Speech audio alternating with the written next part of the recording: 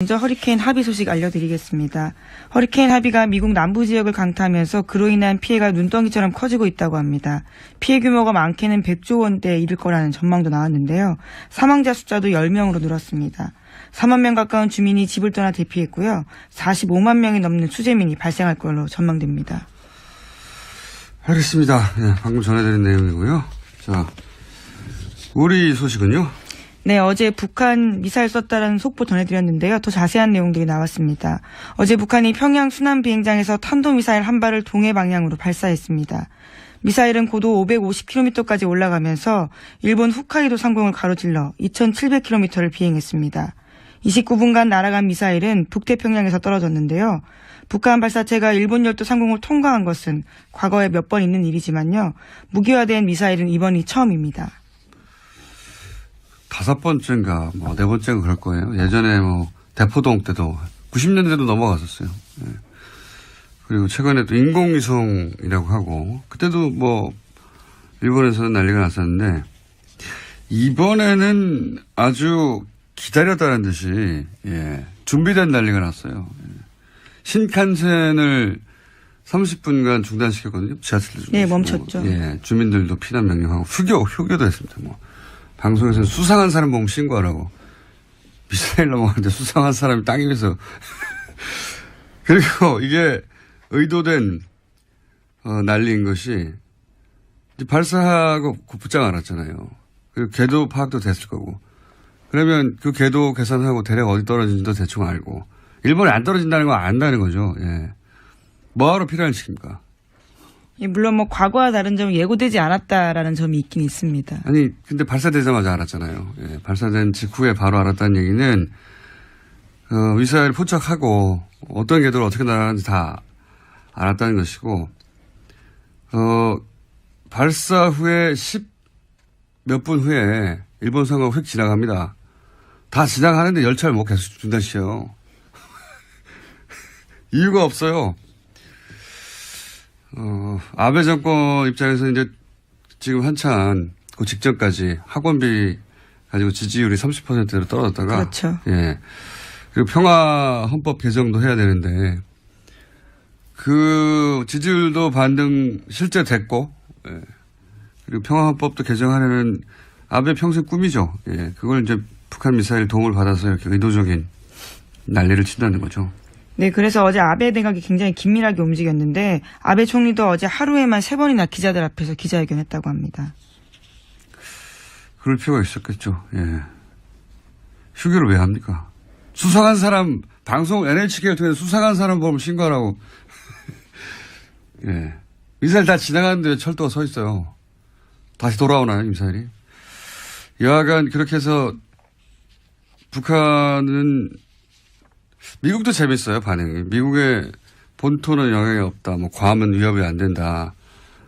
괌에 위협이 안 된다는 걸 굳이 강조를 합니다. 미국의 말을 전혀 듣지 않는 건 아니라는 걸 강조하면서도 강력하게 대응하겠다. 네, 모든 옵션은 테이블 위에 있다. 이렇게 밝혔습니다. 화염과 분노에 비하면 아무것도 아닌 반응이죠. 모든 옵션이 테이블에 있다는 것은. 여하간 트럼프도 큰 도움을 받았죠. 예. 러시아 스캔들 얘기도 들어가 버렸고. 백인 인종주의 얘기도 이제 이걸로 덮고. 그러니까 북한, 미국, 일본 모두 자기 국내 정치 아주 잘 미사일 발사를 써먹고 있는 거죠. 예. 북한이 이미 훨씬 더 긴 사정거리로 쏠 수 있다는 걸 증명했잖아요. 그럼 더 짧은 거리는 당연히 쏠 수 있겠죠. 예. 그 자체로는 큰 대수가 아니고 사실은. 이제 북한이 제시한 미국의 조건이 마음에 들지 않았거나. 네. 이런 그래서 이제 압박을 하면서 더 나은 조건으로 대화를 모색하는 그런 의도 아니겠냐 하는 분석도 일본에서도 해요. 근데 이게 상식적인 분석인데 우리나라에서 이런 소리를 하면 이제 친북이라고 합니다. 예. 당연한 분석인데 이런 걸 못하게 한 세월이 한 10년 되다 보니까. 자, 어쨌든 미사일 발사하고 우리도 그래서 전투기 출격시켜서 폭격훈련도 하고. 예. 네, 문재인 대통령이 강력한 대북 응징 능력 과시하라고 지시해서요. 이에 군이 즉각 전투기로 북한 지휘부를 섬멸하는 폭격훈련을 실시한 겁니다. 과거 정보와의 차이라면, 예. 그때는 대북 휴전선에서 방송을 했죠. 네, 대북 방송했었습니다. 네, 우리 전투기를 출격시켜서 폭격 훈련을 한다. 이런 게 아니라 대북 방송을 가만히 있지 않겠다면서 대북 방송을 했죠. 네, 뭐 소녀시대 같은 걸그룹 노래도 틀기도 하고요. 예. 일종의 심리전을 펼친 겁니다. 북한이 미사일 발사하면 그렇게 대응을 했었고, 과거 정권과 차이가 있다면 이쪽에서도 그 무력 시위를 하는 거죠. 우리 남한도. 그리고 나선 그래도 대화를 통해서 해결해야 된다. 두 가지 메시지를 동시에 내는 겁니다. 현재는. 여하간 각국이 장사를 잘하고 있다. 북한과 일본과 미국이. 특히 일본이 장사를 아주 이 일로 정치 장사를 잘하고 있다. 이렇게 보시면 될 것 같습니다. 자, 다음 뉴스는요. 네, 국정원 관련된 소식 계속 전해드리고 있습니다. 오늘 아침 한국일보에서 관련된 단독 기사가 있는데요. 검찰이 이명박 전 대통령 시절 청와대 행정관이 민간인을 동원한 댓글 공작에 직접 관여한 사실을 확인했다라는 보도입니다. 검찰은 이명박 정부에서 청와대 시민사회비서관실과 국민소통비서관실, 행정관으로 근무했던 오모 씨의 자택과 사무실을 압수수색했다라고 하는데요. 또 오 씨도 소환 조사했다고 합니다. 오 씨는 검찰 조사에서 청와대 근무 당시에 국정원 쪽과 정치 개입 댓글을 모의했다라고 인정했다고 하는데요. 또 자신의 친인척 10명 정도를 동원해서 직접 댓글 알바까지 했다라는 겁니다. 청와대 행정관이? 그렇죠. 당시에요. 그러니까 당시에. 네. 예. 제가 이제 한번 말씀드린 적이 있는 것 같은데 광우병 사태 때 이명박 대통령이 당시 직접 행정관들한테 댓글 달라고 지시했다고 제가 말씀드린 적이 있잖아요. 직접 들은 이야기입니다. 제가. 그런데 이제 실제 행정관이 알바들을 동원해서 여기서 알바들은 친인척입니다.